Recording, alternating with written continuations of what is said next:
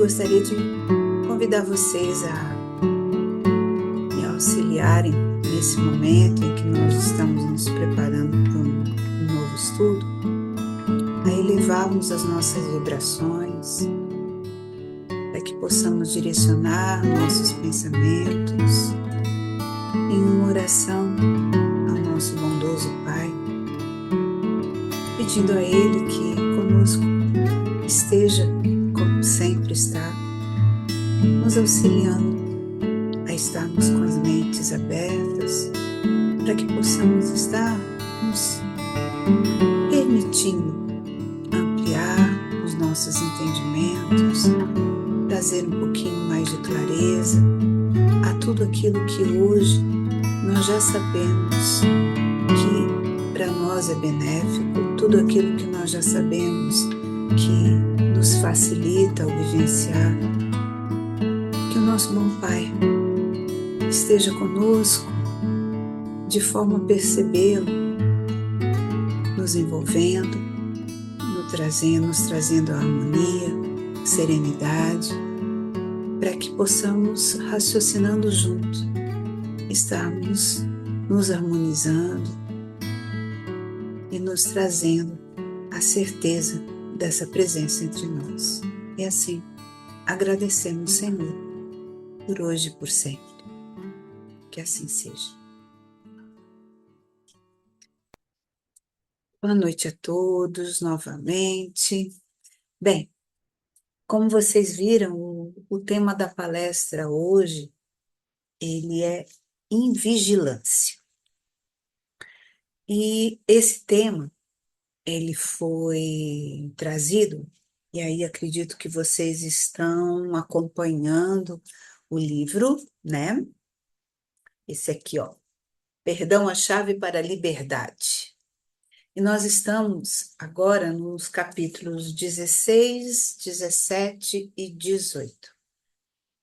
Antes de eu estar trazendo as informações contidas nesses capítulos, eu queria conversar um pouquinho sobre essa questão da invigilância, para que a gente pudesse, raciocinando junto, entender como que se processa isso. E aí, não querendo, assim, trazer antecipadamente coisas que eu sei que ainda vão ser colocadas, em outras palestras, queria que a gente focasse hoje nessa nossa liberdade de pensar. Porque se nós hoje entendermos que nós temos essa liberdade de pensar e de agir, pensar em invigilância seria o mesmo que dizer não estar atentos aos nossos pensamentos.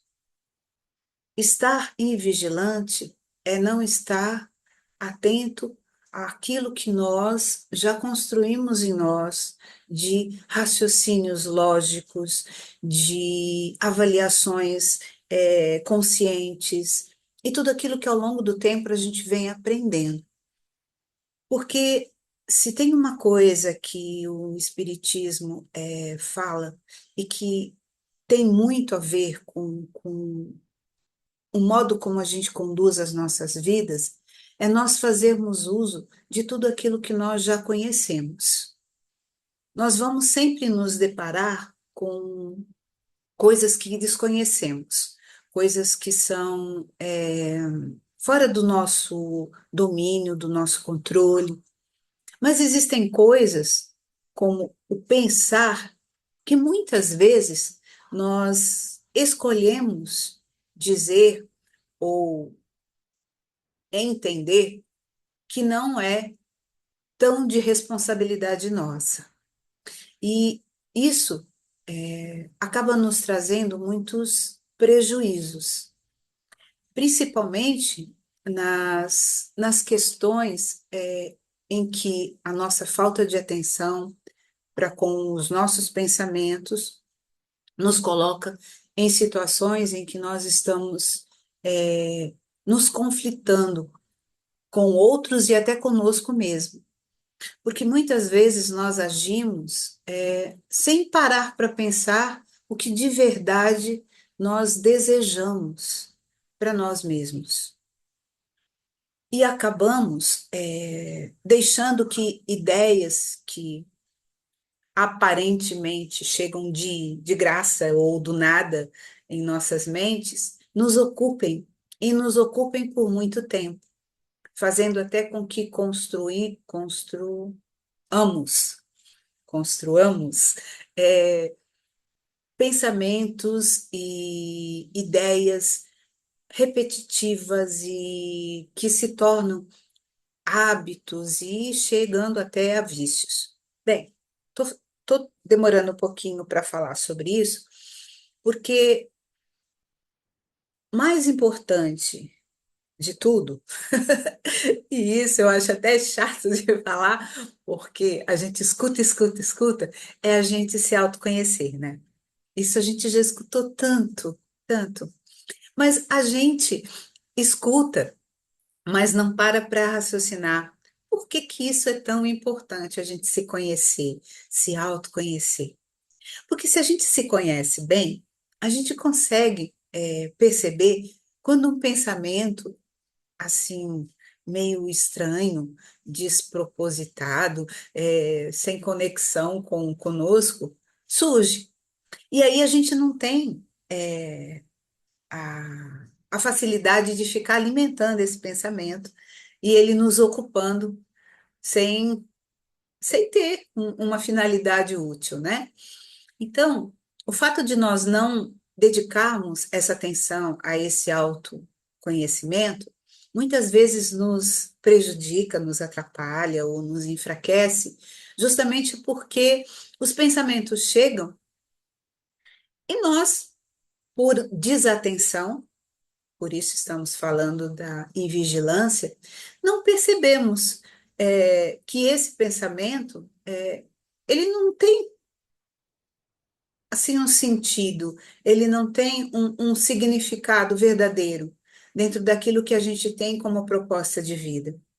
E aí, se a gente está nessa invigilância, a gente acaba deixando que esse pensamento ele comece a se fortalecer, ele comece a ir buscar razões e motivos, muitas vezes sem nenhuma verdade aparente, mas que nós nos deixamos nos convencer e vamos alimentando e deixando que esse pensamento nos envolva e nos ocupe. Bem, se nós formos. Todo mundo leu os capítulos? A Adriana não vale. Se vocês leram, vocês vão perceber que nesses 3 capítulos, o que mais foi narrado, o que mais foi é, colocado com ênfase, são as questões da influenciação dos desencarnados para os encarnados. Aí, nós, como bons espíritas que somos, estudantes da doutrina, nós sabemos que essas influenciações, elas ocorrem o tempo todo, não é assim? Porque não adianta a gente falar assim, mundo espiritual e mundo material, coisas distintas. Não. A única coisa diferente que tem é que os espíritos no plano não material não possuem um corpo físico. Por isso, nós não os enxergamos com esses olhos da matéria. Mas tem muita gente que vê. Mas aí já vê com uma mediunidade mais aflorada, e aí é diferente. Com o corpo físico nosso, a gente não consegue ver os espíritos. E aí a gente acaba esquecendo que é da natureza essa interação, plano material e plano espiritual. O tempo todo nós estamos conectados. Só que Nossa casa nem utiliza esse termo de obsessão, obsessores. Mas, para que a gente siga dentro da doutrina e para entender, de certa forma, como Kardec trouxe, obsessão, de uma maneira assim muito simples, nada mais seria do que uma mente estando influenciando e de uma maneira contínua uma outra mente. Mas isso não ocorre só de desencarnado para encarnado. Se eu ficar ali, ó, mentalizando que eu não gosto de fulano, ou que fulano é muito chato, ou que eu gostaria que fulano não estivesse mais aqui por perto, essa mentalização minha, essa vibração que eu vou estar emanando, ela é perceptível no campo extrafísico. É tipo assim, o pensamento, ele se irradia pelo fluido cósmico universal, que envolve tudo. Então, essa energia do pensamento, ela é perceptível, só que a gente não a vê, né? E aí a gente começa a pensar coisas e esse nosso pensar, esse modo de pensar, ele vibra numa energia que, dependendo de como for esse pensamento, ele vai encontrar sintonia, certo? Então, se eu estou vibrando, pensando no bem, na caridade, querendo contribuir, né? Igual N faz, que busca encontrar pessoas que ajude por uma boa causa. O que que eu vou estar fazendo? Eu vou estar emanando um pensamento cuja vibração, cuja energia vai ser em, é, receptiva e vai atrair outras energias de mesma origem. Ou seja, vai estar fortalecendo essa ideia de estar contribuindo, de querendo ajudar, de ser caridoso. O contrário da mesma forma. Se eu estou numa vibração com pensamentos de irritabilidade, de mau humor, de tristeza, essa emanação que eu vou estar colocando, né, para o universo, também é perceptível e vai encontrar sintonia com outros que também estão nessa mesma faixa de vibração. Então, o que que eu vou estar fazendo? Eu vou estar atraindo outras pessoas tristes, outras pessoas irritadas, outras pessoas desanimadas e por aí vai. No contexto desses três capítulos, nós vamos observar que os nossos personagens, o Onofre e a Luísa, eles estão vivenciando um momento um pouquinho desafiador, onde eles estão sendo o foco de atenção de alguns amigos, alguns espíritos que têm para com eles uma proposta de os desarmonizarem. Aí a gente pensa assim, poxa, como o obsessor é poderoso, né?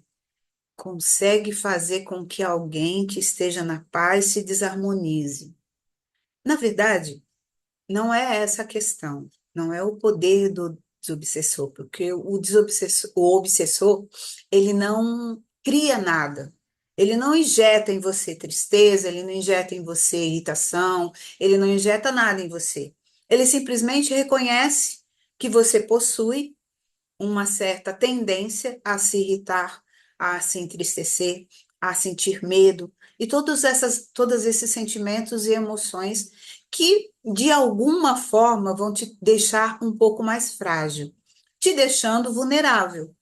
E aí, localizando isso, porque isso não é difícil de perceber, nós mesmos conseguimos, né? Quando nós conhecemos determinadas pessoas, dependendo do falar, do modo da pessoa se expressar, do modo como ela se comporta, a gente consegue perceber se aquela pessoa é uma pessoa mais retraída, uma pessoa mais entristecida, mais insegura. A gente consegue isso. E com uma visão um pouquinho mais estendida, os irmãos espirituais, eles também conseguem verificar isso. E eles investem naquilo que a gente já tem, aquilo que nós já possuímos em nós, de uma forma a intensificar isso, e aí eles podem fazer uso de uma forma até manipuladora. O que acontece nesses capítulos é que o Onofre, ele já estava num processo de, eu diria, de se autoconhecer, mas no sentido de perceber-se nas suas fragilidades, nas suas limitações, nos seus medos, na sua, nas suas ainda fraquezas, vamos dizer assim. E nesse contexto, o que que acontece? Como ele ainda não havia se fortalecido em algumas práticas, ele estava como um alvo bem vulnerável daqueles que também o conheciam.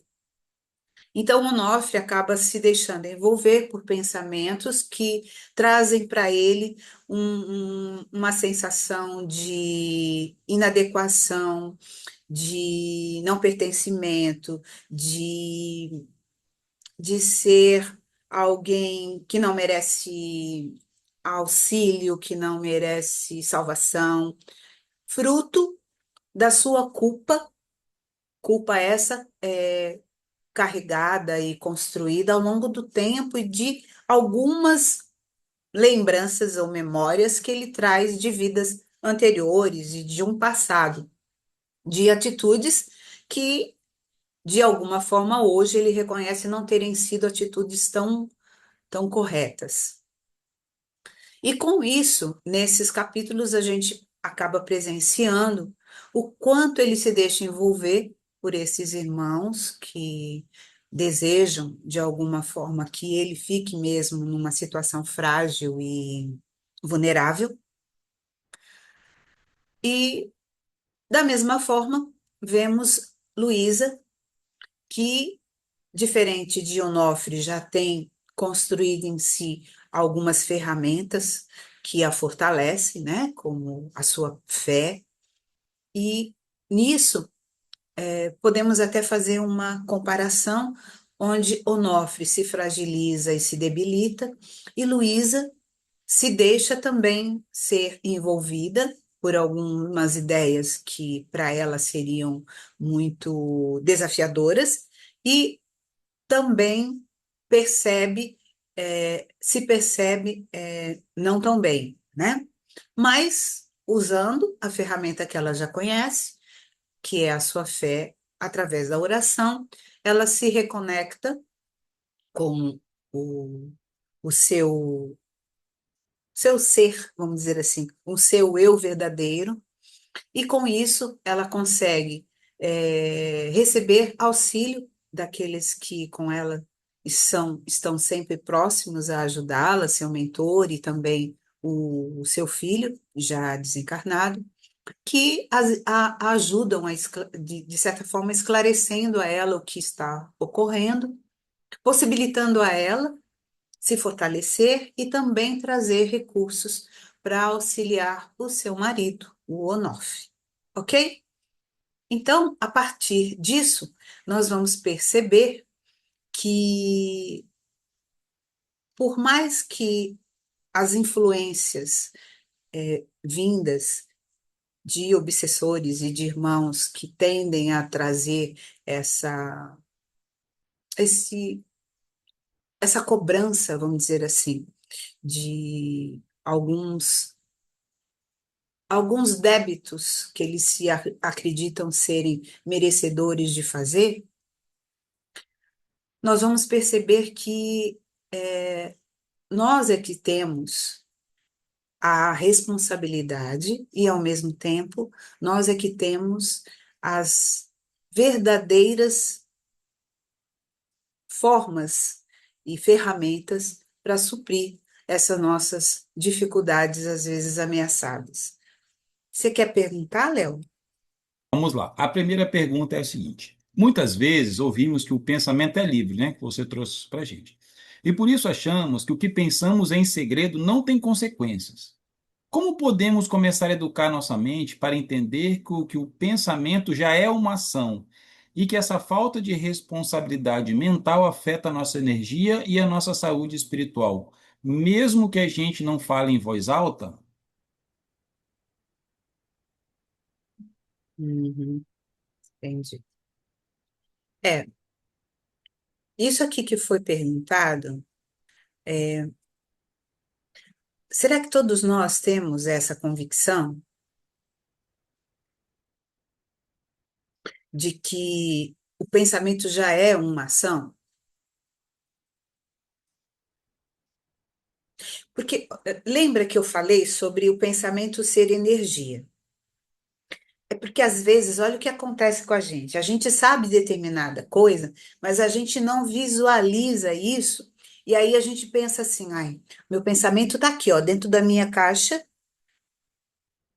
craniana, sei lá como é que eu falo, né? Dentro da minha mente. Ninguém tá vendo, ninguém sabe meus pensamentos. Eu tô ali sorrindo, né? Com uma cara de felicidade, com os pensamentos totalmente contrários àquilo que eu tô transparecendo ou tentando transparecer.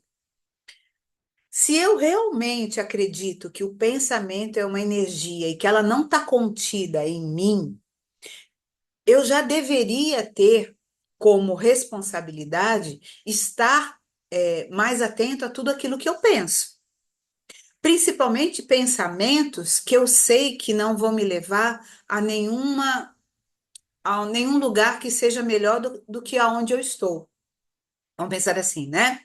Porque se eu estou, por exemplo, com sentimento de medo, eu alimentar um pensamento de medo não vai me trazer segurança. Quer dizer, vou ficar pior do que eu já estou.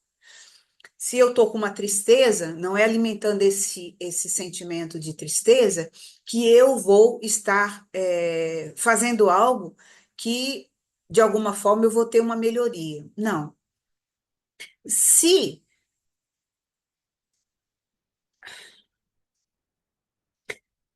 essa falta de responsabilidade mental que foi colocada aí, ela fica um pouco pesada, né?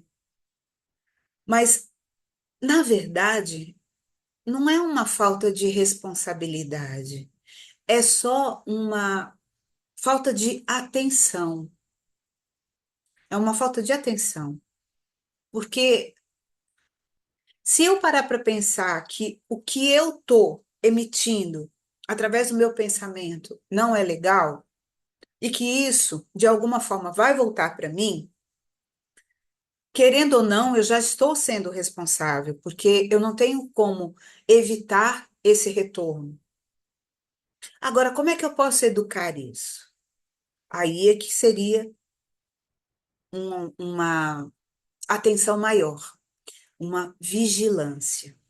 Jesus falava e falou, né, para os discípulos, e que deveríamos vigiar e orar, não é? Por que vigiar e orar? Porque se eu não tiver vigilante, eu não vou perceber aonde os meus pensamentos estão me levando. Que tipo de roteiro eu estou traçando na alimentação desses pensamentos que eu estou me permitindo ter. Se eu estou vigilante, eu sei que determinados pensamentos não vão me levar a um lugar bom. Eu alimentar o meu medo, eu alimentar a minha ira, alimentar o. Esses sentimentos não me levam a um lugar bom. E o que eu quero, e eu acredito que todos nós queremos, é ficar bem, é estar em paz. E se eu, na minha vigilância, não consigo evitar tais pensamentos, eu sou o, aquele que promove a perda da própria paz. Então, se é que dá para a gente pensar em o que fazer, é justamente isso, é essa tensão. Porque eu posso não falar em voz alta o que o meu pensamento está ali, né, me trazendo, mas ele já está em mim. esse pensamento já fez, ou pelo menos já fez um contato comigo. Resta saber o que que eu vou fazer depois. Porque se é de imediato que eu presto atenção, eu falo assim, nossa, esse pensamento não tem nada a ver. Dizem que a gente tem que fazer o seguinte, não sei se isso é uma forma simples de fazer, que eu tenho que olhar para os meus pensamentos como se eles não fossem meus. É como se eu estivesse olhando para eles. Então, eu separo o que é pensamento e o que sou eu. Então, eu vou olhar com uma certa distância. Olhando de uma certa distância, esse pensamento, ele não mantido por mim. É como se eu tivesse só no estado de observador. Aí eu estou observando, sabe que nem as nuvens que passam no céu? Eu estou ali observando. Aí aquela nuvem está ali carregada e eu estou só olhando. Mas daqui a pouco passa um vento e aquela nuvem vai embora. O que eu preciso fazer é isso. Se o pensamento que chegou a mim foi uma ideia que eu nem tive o acompanhamento da construção dessa ideia, bem provavelmente esse pensamento não é meu. Mas ele só está sendo percebido por mim porque em mim eu deixei abertura para isso. Porque senão eu não teria. Quando eu já estou tão fortalecido no que bem pensar, no como bem agir, que são aqueles espíritos mais evoluídos, esses pensamentos nem chegam, mas nós ainda estamos em aprendizado. Então, é a atenção que eu preciso ter para comigo. Fala, Léo. Vamos lá. Eu vou inverter a ordem da pergunta, porque essa conecta com o que você acabou de falar, né? A Hum. pergunta é como diferenciar o que é um pensamento genuinamente nosso, o que é uma influência externa que estamos aceitando sem perceber. Seria muito bom se fosse tão simples assim, né? Porque aí eu ia fazer uma triagem. Mas na grande maioria das vezes, as coisas estão um pouco misturadas, né? Por quê? Porque ao nosso redor, nós já temos o que a gente poderia chamar de nosso grupo de testemunhas. Essa, esse grupo de testemunhas, esse grupo de espíritos afins, ele já tem uma certa identidade conosco. Então, vamos dizer assim, é um grupo de amigos, é um grupo de familiares ou desencarnados que simpatizam conosco, com as nossas ideias, que têm os mesmos propósitos. De alguma forma, nós já estamos ligados. O que dá para diferenciar é quando uma ideia surge do nada, do nada. Sabe assim, você está pensando no que você vai preparar para o almoço e de repente você lembra de uma outra coisa que você tem que fazer que não tem nada a ver com isso. Aí você começa a pensar no horário que o seu marido, por exemplo, deveria estar em casa e ainda não chegou. E aí você já começa a construir a partir daí um monte de hipóteses do que pode estar acontecendo, que é uma coisa que só teria justificativa se o tempo todo você tem essa insegurança para com a conduta do seu marido, por exemplo, né? Então faz sentido, né?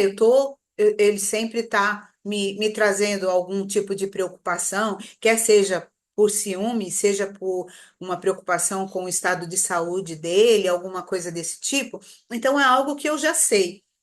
Mas quando uma ideia chega do nada, que você não teve uma construção, uma ideia que não foi evoluindo, ela simplesmente já chega pronta, provavelmente é uma ideia vindo por um amigo espiritual. E aí, tanto faz ser uma ideia boa ou uma ideia não tão boa. Porque se eu estou ali preparando o meu jantar, já pensando, né? no marido que vai chegar. Eu estou usando esse exemplo só para facilitar, para a gente ter um raciocínio em comum. Se eu estou ali arrumando o jantar e eu começo a pensar no marido, eu posso até mudar o cardápio, não posso? Em função de querer agradá-lo ou coisa parecida. Ou eu posso, de repente, começar a ter pensamentos não tão bons e falar: "Ah, não vou preparar coisa nenhuma, porque até agora não chegou, já está atrasado, não quero nem que se vire." Eu preciso entender que esses sentimentos, eles são compartilhados de alguma forma por mim. Em algum momento eu dei abertura para que esses sentimentos e esses pensamentos existissem. Como eu falei, o obsessor, ele não cria nada em você, ele não coloca em você coisas que não, emoções, sentimentos que você não tenha. Ele só vai intensificar, reforçar alguma coisa que você já teria ali para que ele pudesse utilizar. Por isso que os nossos mentores às vezes têm um pouquinho de dificuldade em nos fazer mudar de ideia quando a gente está pensando em fazer algo que não deve, justamente porque a gente demora para entender que aquela ideia trazida do nada é nossa e que ela é mais interessante do que aquela que a gente estava alimentando, não é? Fala, Léo.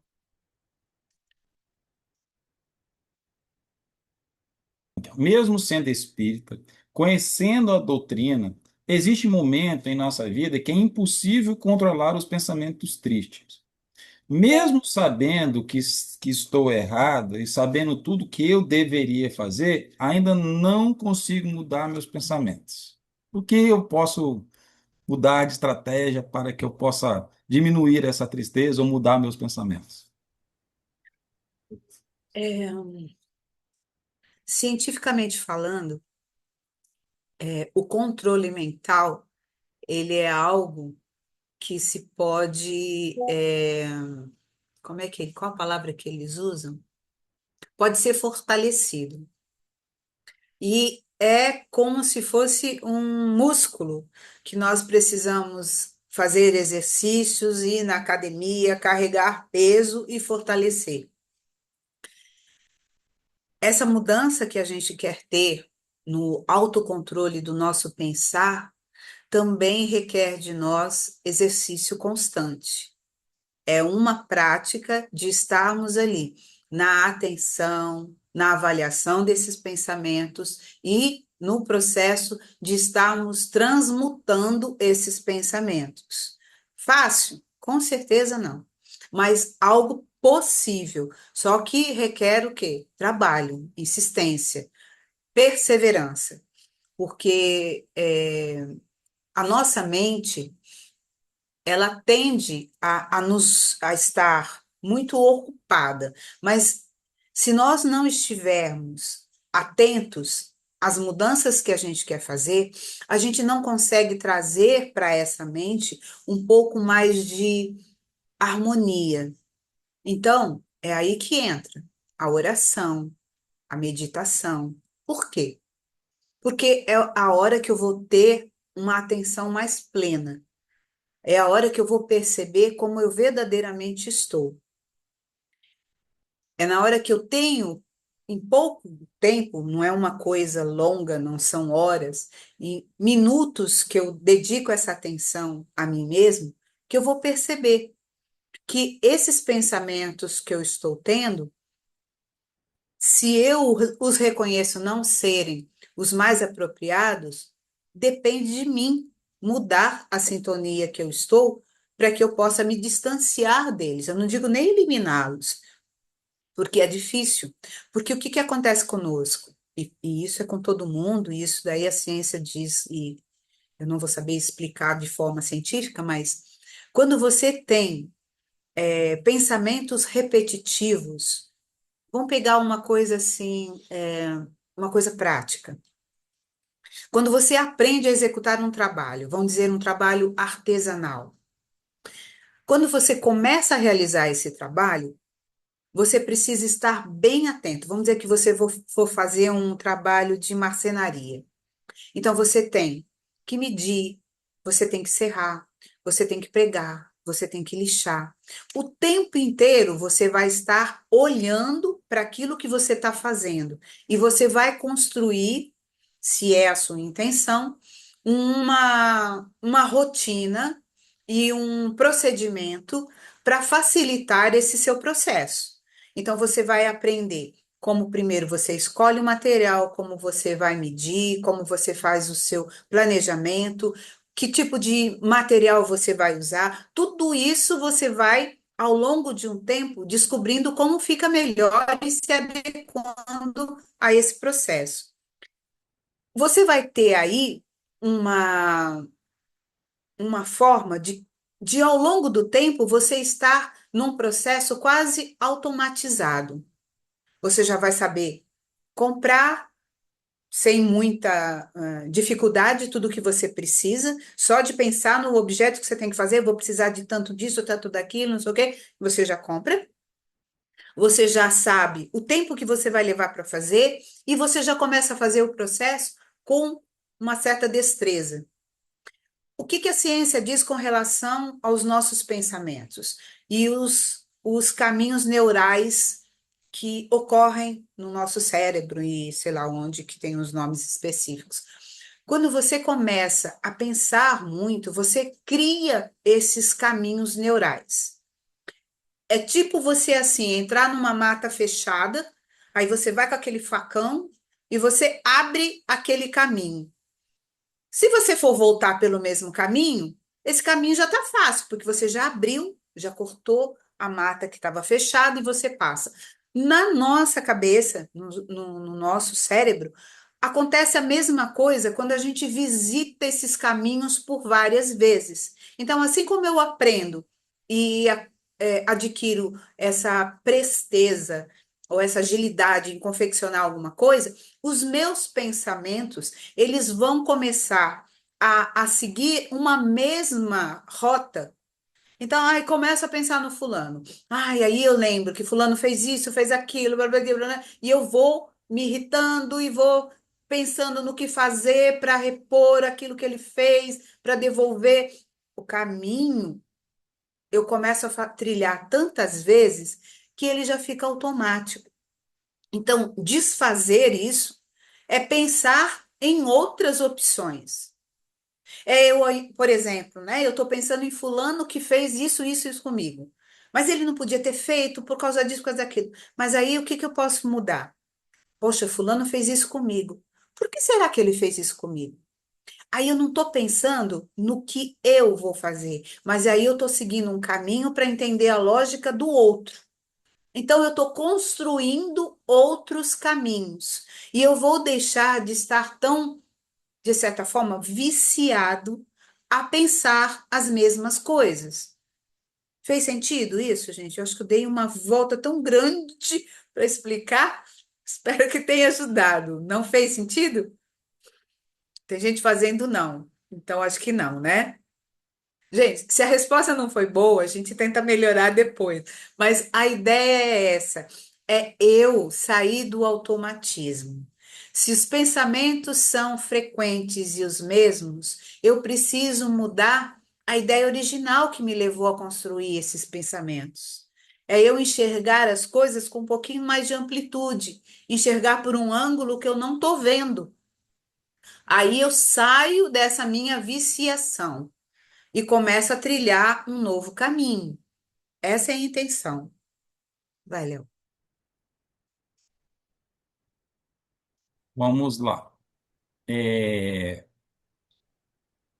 Chegou uma pergunta, uma solicitação, né, da pessoa dizendo o seguinte, que ela queria que você falasse um pouco de se você tem como usar a logoterapia, né, uma técnica, uma área do conhecimento da psicologia, pode auxiliar, né, nesse controle de pensamento, de que forma pode se utilizar para essa mudança de estado, né, dentro desse conceito do controlar o pensar, né, de quando vem um pensamento intrusivo e quando a gente consegue, através dessa técnica, né, ou dessa linha de pensamento,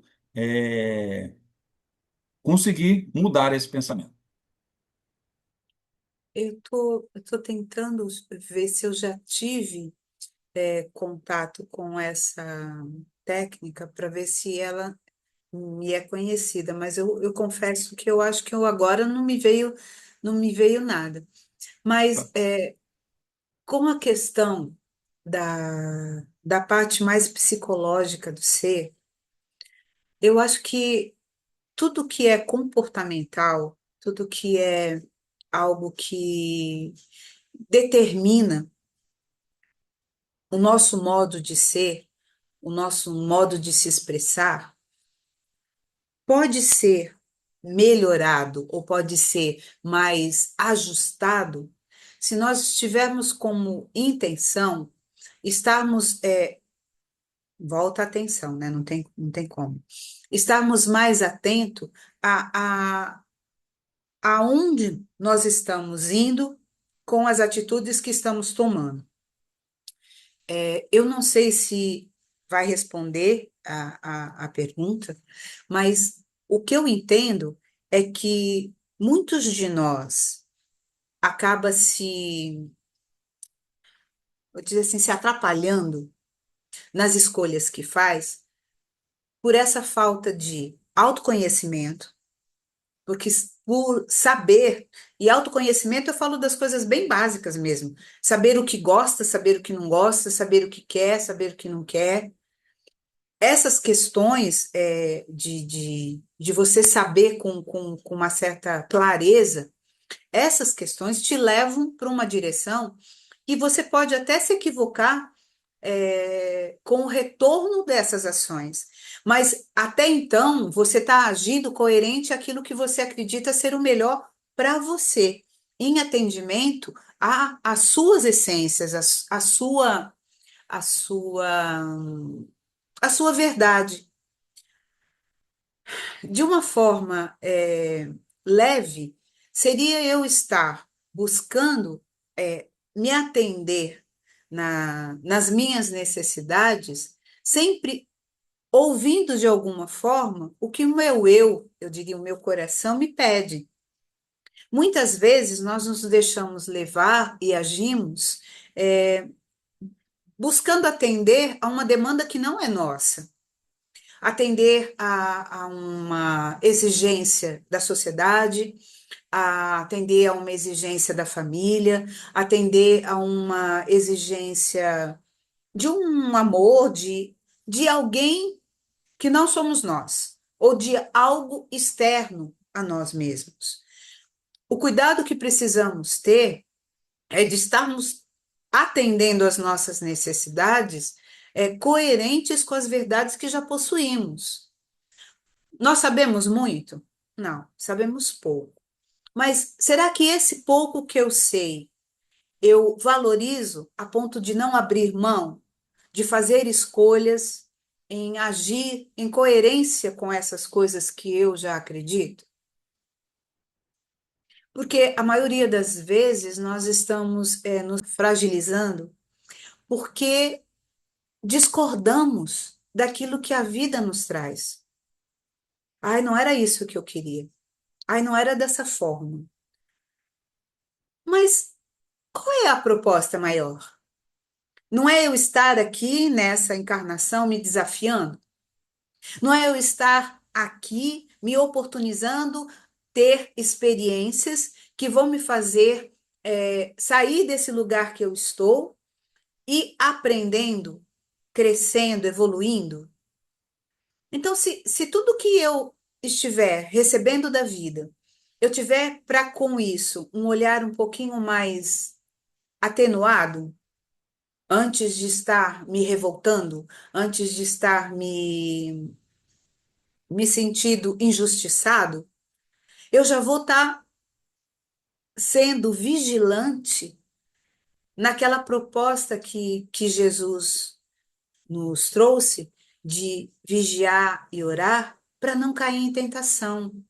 Por quê? O que que são essas tentações? São justamente aquelas ações que eu posso vir a praticar esquecendo dos valores que eu já tenho. Então, vamos dizer, eu não sou um modelo de cristão. eu não sou ainda nem próximo de um modelo de bom cristão. Mas existe em mim algumas coisas que eu já sei que eu não abro mão. Então, por exemplo, quando eu vejo alguém numa situação em que essa pessoa merece ser cuidada, merece ser auxiliada, e eu me nego a fazer isso, eu estou sendo invigilante com aquilo que eu já construí de valorização em mim, do que realmente tem valor. E por mais que eu queira depois justificar o que eu fiz, eu não tinha tempo, eu não acreditei no que eu estou falando, eu vou cobrar de mim uma atitude que eu poderia ter tido dentro daquilo que eu já conheço de verdades. Tá fazendo sentido, gente? Tá? Bom, tem mais pergunta? Tem. Deixa eu né, você estava falando sobre a logoterapia. Se você me permitir, eu posso fazer um comentário breve, né, que Hum, tem muito a ver com o que você falou sobre a invigilância. Porque, assim, a logoterapia, ela fala o seguinte, que eu não tenho como me livrar da condição de ter sentimentos, né? Então, eu vou ter sentir tristeza, vou sentir raiva, mas o que ela prega é qual é o sentimento útil que eu vou fazer, né, quando aquilo me chega, assim, como que eu me sinto útil. Então, por exemplo, se eu estou me sentindo pensamentos de baixa, né, valia, de baixa estima, não presto para nada, né, eu sempre sou assim, eu erro muito na minha vida. E qual é a reposicionamento da logoterapia? É dizer o seguinte, tá, o que que eu posso fazer de bem para o outro? Né? Então, ou seja, hum, aonde que eu posso ser necessário agora? Qual tarefa que a vida está me exigindo que eu faça agora ou que eu realize hoje? Foi o que você já disse lá atrás, né? Quando você, numa resposta anterior, você falou de ir para academia, daquela pergunta sobre a tristeza, né? Exatamente, é mudar este aspecto. Aonde eu posso ser útil hoje? Né? Então, assim, como você falou da vigilância, eu acho que o que conecta bem a logoterapia com a vigilância é o fato da gente, quando a gente sentir esses sentimentos, esses pensamentos, não pensar, mas ocupar a nossa mente com um sentido nobre da nossa vida. Então, mudar a minha forma de hum. ver. Eu acho que muito que a logoterapia traz nesse contexto que você trouxe é isso, é a gente mudar a forma de enxergar, né? Trazer algo nobre. Bem, mas vamos para a pergunta. Muito obrigada. A pergunta é: foi mencionado, né, que permitir pensamentos intrusivos pode gerar hábitos ou vícios mentais. Para quem já se sente preso em um ciclo de ideias repetitivas ou pessimista, qual seria o primeiro socorro espiritual?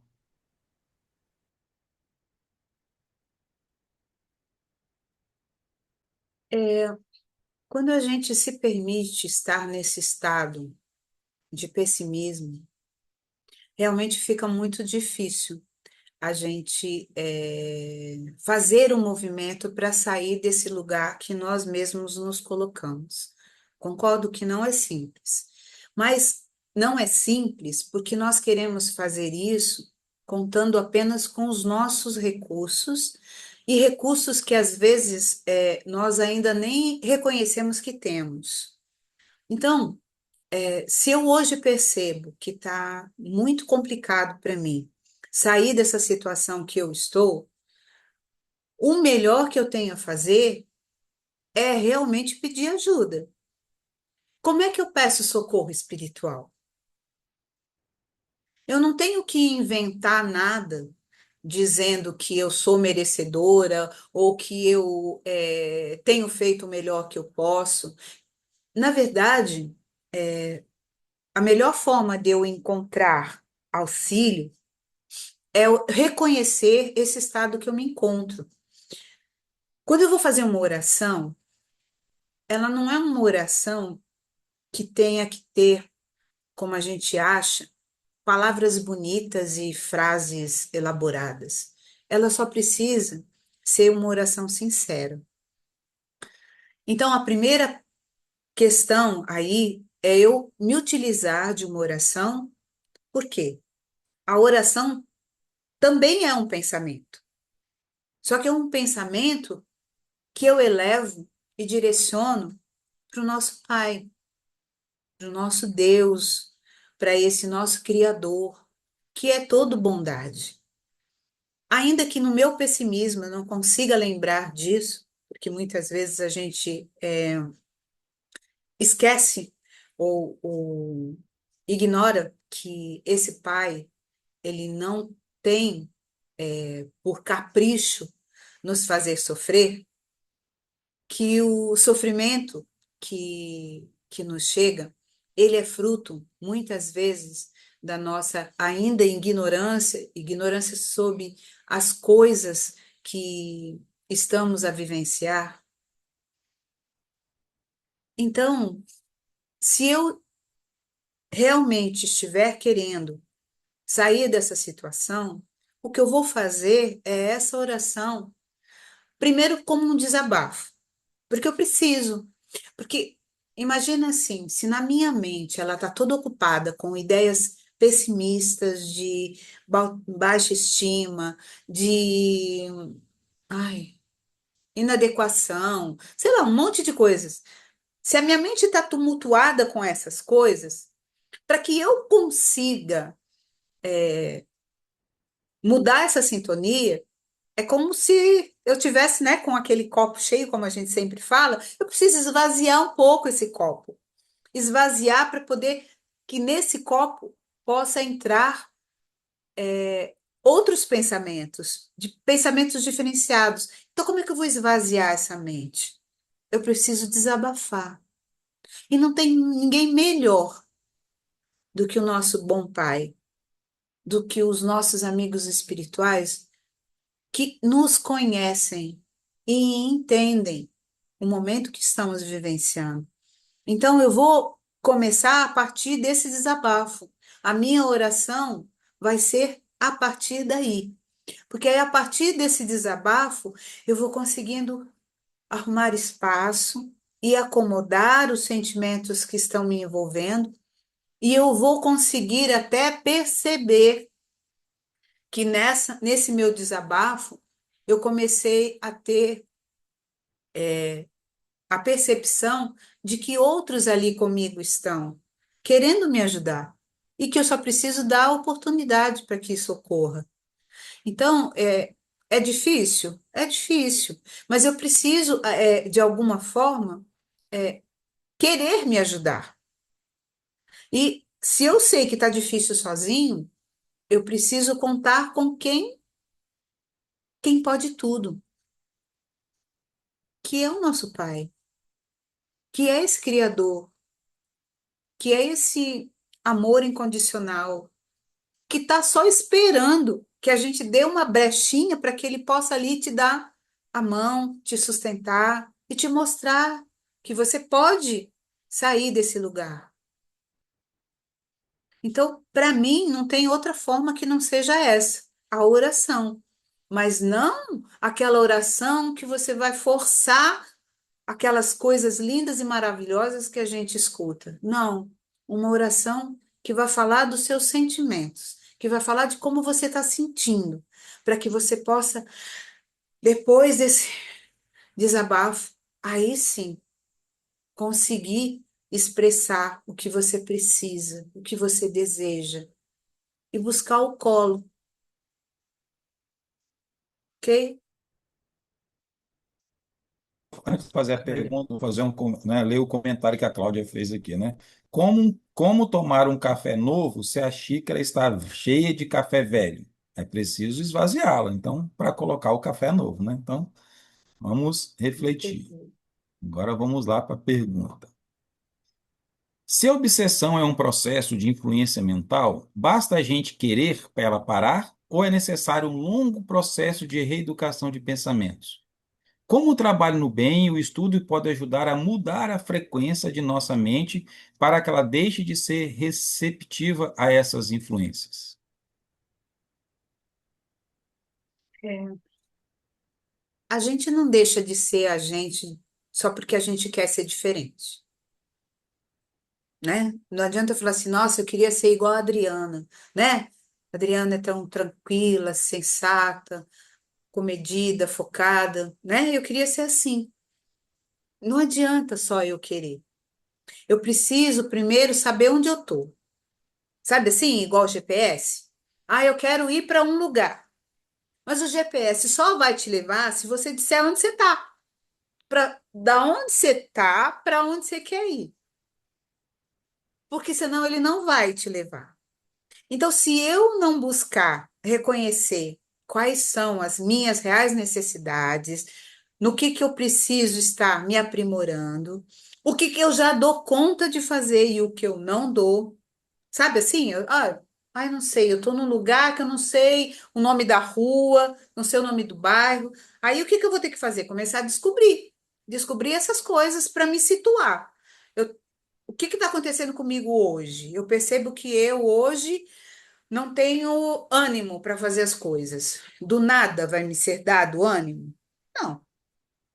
Eu preciso descobrir o que eu estou fazendo, que eu estou minando as minhas energias, que eu estou me desgastando e que não está sobrando ânimo para eu fazer as coisas que eu quero. Talvez porque eu esteja me ocupando com outras coisas que para esse momento não são nem necessárias ou não são, prioridades. Se eu quero fazer mudanças, eu preciso saber o que eu quero mudar, para que a partir daí eu trace quais são os próximos passos que eu vou dar.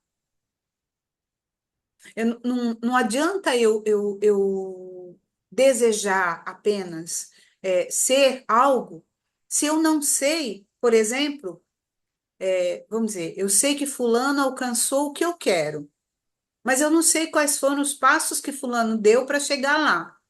Eu não vou ter que descobrir isso? Como é que eu faço? Ah, eu vi fulano fazendo determinada coisa. Mas para fulano fazer determinada coisa, ele passou por um aprendizado. Eu não tenho como pular esse aprendizado e já estar lá onde fulano se encontra. Então, o que a gente precisa ter é um pouquinho de tolerância conosco, humildade, porque eu preciso reconhecer que essa situação que eu me encontro hoje, ela faz parte da ignorância que eu porto, por isso eu me coloquei nesse lugar, mas que eu quero, de alguma forma, ir modificando isso dentro das minhas possibilidades. Eu não preciso dar saltos. Eu posso ir devagarzinho. Eu reconheço tudo que eu tenho para fazer, elejo alguma coisa. Tipo assim, ó, eu tô em vigilante, por exemplo. Eu tô em vigilante porque eu percebo que eu não tô, sei lá, me alimentando direito. Como é que eu adquiro mais atenção para com a minha alimentação? Não é eu começando a, de repente, anotar o que eu como no café da manhã, o que eu como no almoço. Ah, eu sei que eu tô desidratada. Eu não vou ter que saber e colocar meu foco na quantidade de água que eu estou tomando. Então, são coisas assim que se eu realmente quero modificar para melhor, e é lógico que eu quero, eu tenho que começar a observar melhor, a ter a minha atenção mais focada nisso. E eu não vou dar conta de mudar tudo ao mesmo tempo. Mas eu posso perceber que determinada coisa em mim hoje, se eu mudasse, ia fazer grande diferença. Por exemplo, eu acordo de mau humor. Todo dia eu acordo de mau humor. Poxa, onde que isso está me levando? Por que que eu acordo de mau humor? Eu vou ter que investigar. Eu vou ter que descobrir. Será que é porque eu não estou dormindo direito? Será que eu estou dormindo pouco? Será que eu estou tendo um sono não de qualidade? O que está provocando esse mau humor? Será que é porque quando eu acordo, já está todo mundo falando, ou já tem um monte de ruído, e eu preciso de um tempo de calma antes de eu começar meu dia? Porque se isso não acontece, eu já fico de mau humor. É se conhecer. É se conhecer e perceber aquilo que já pode ser feito para melhorar. Não tem outro jeito. E só nós podemos fazer isso. Não tem ninguém que possa fazer por nós. Fala, Léo. Este depoimento da Rosânia mostra que suas respostas estão totalmente encontrando os corações que necessitam. Ah, Olha é? só, ouvindo você falar desta forma maravilhosa, eu tive uma experiência hoje e estou tentando fazer com que meus irmãos se entendam, mas sei que é complicado. E eu fiquei um pouco angustiada, triste, então tentei me aproximar do pai e me abrir com ele. E o resultado foi fenomenal. Precisamos entender em que estado estamos e pedir ajuda. Nossa, perfeito. Muito bom. E parece que isso é tão simples, não é? Vocês concordam que é simples? Não ouvi. Eu falei que é simples, mas é difícil. Eu não diria difícil. Eu diria que precisa ser feito com um pouquinho de atenção. Essa atenção que a gente não para ter. Estamos num momento que aí parece assim que eu sou a pessoa mais velha do mundo, né? Que já viveu tanto que aí tá falando desse período. Mas eu tô falando porque é o que eu tô percebendo. Hum, Ó, vou citar um exemplo de uma pessoa que ficou muito chateada. Por quê? Porque foi no médico e a médica direcionou para uma psicóloga. E ela ficou injuriada. Mas por que esse médico me mandou ir para o psicólogo? Tanto que chegou no psicólogo e aí ela perguntou: por que o médico me mandou vir para cá? Né? Ela falou assim: é porque no que consta no seu relatório, a senhora é uma pessoa muito ansiosa. Aí ela falou: mas quem que não é ansioso? Quem que não é? Existe alguém que não é? Então, quer dizer, você, além de não aceitar-se, você ainda engloba todo mundo junto num pacote só. Quer dizer, não tem solução. Então, eu tô certa, eu tô ansiosa porque todo mundo tá. Mas essa atenção é que a gente precisa ter, porque nós somos indivíduos e cada um está no momento particular da sua existência. O que eu preciso para me acalmar não deve ser a mesma coisa que o Léo precisa, que a Adriana precisa, que a Denise precisa. Mas só vão saber o que é se tiver esse tempo para se auto-observar. Ah, ó, não fala comigo agora. Eu preciso de 5 minutinhos para me acalmar. Por quê? Porque se eu não fizer essa vigilância, eu vou sair atropelando, a minha fala vai sair sem filtro nenhum. Então, se eu já me conheço, eu tô alterada, fala 5 minutos e eu volto para a gente conversar. O que que eu estou fazendo? Eu estou preservando a minha integridade e estou evitando conflito. Isso é estar vigilante. E a vigilância a gente tem que estar exercendo o tempo todo, na minha forma de pensar, na minha forma de falar, na minha forma de agir. O tempo inteiro eu preciso estar vigilante. Por quê? Porque eu quero ser uma pessoa melhor, não é isso que eu quero ser? E depois que eu saio falando desembestadamente, sem raciocinar direito, como que eu conserto? Não é muito mais difícil? Então, essa questão, como a Rosânia disse, olha só, eu não sei o que fazer, não sei a quem pedir ajuda, mas o pai está à nossa disposição. E quando eu falo pai, é o pai e todos os seus colaboradores. O tempo todo a gente tem um mentor que está do nosso lado, só esperando que a gente dê uma abertura. Oh, agora eu vou ouvir, agora eu vou ouvir. Porque gritar não adianta mais.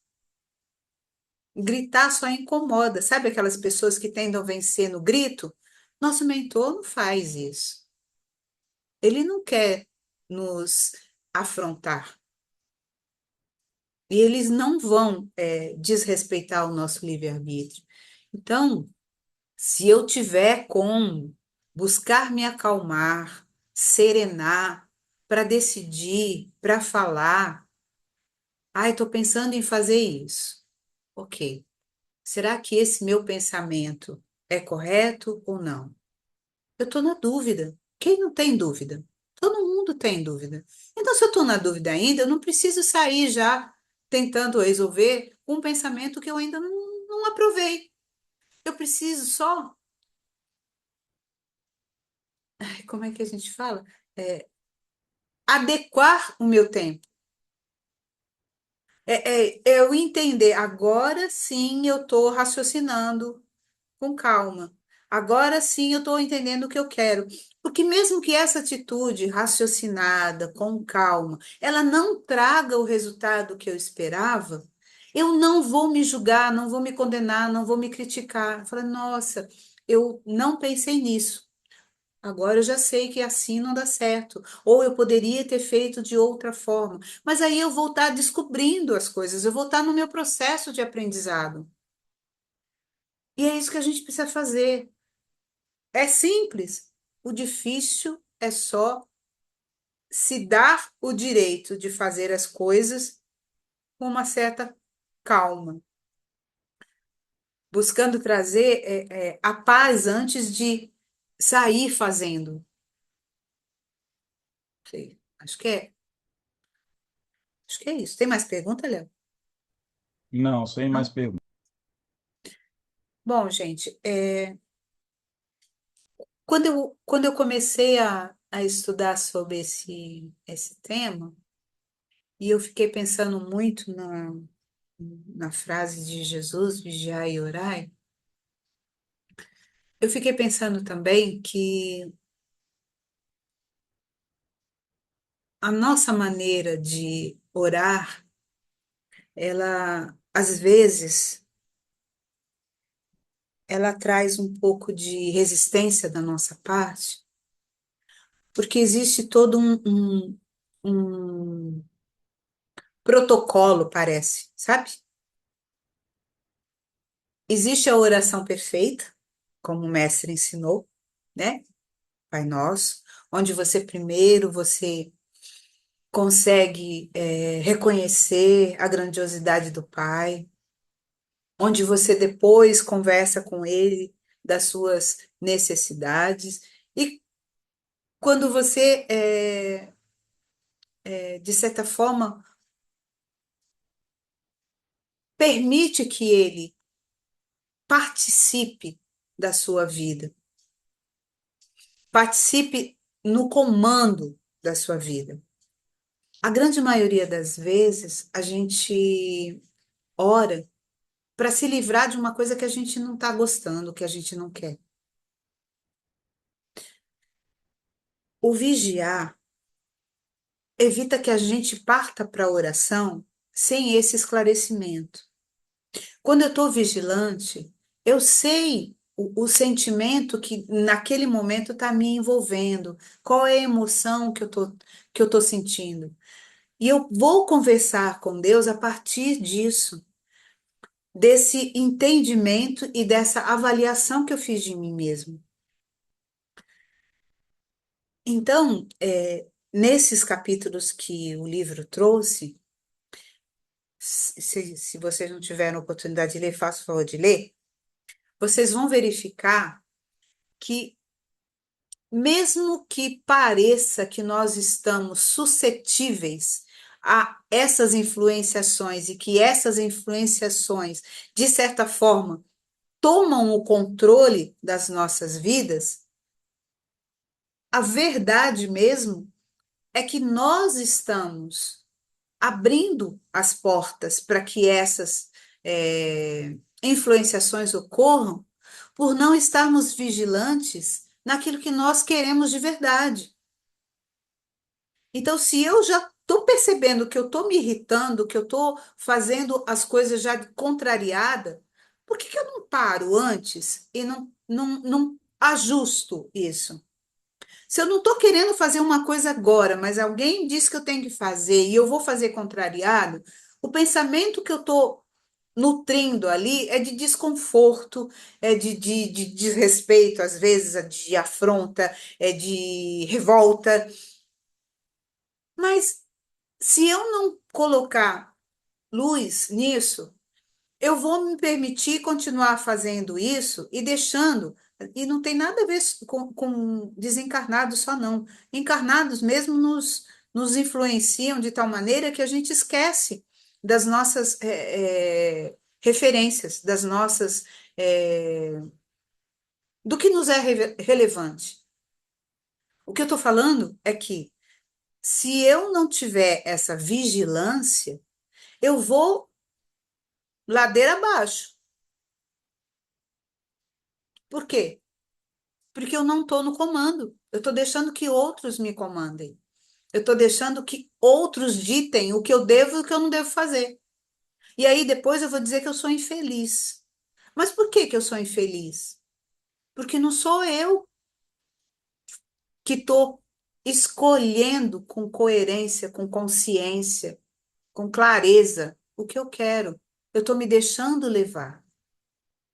E esse me deixar levar, às vezes eu pago um preço muito caro. Porque não adianta falar que fulano ou ciclano que me fez fazer, porque sempre fui eu. Sempre, sempre vou ser eu.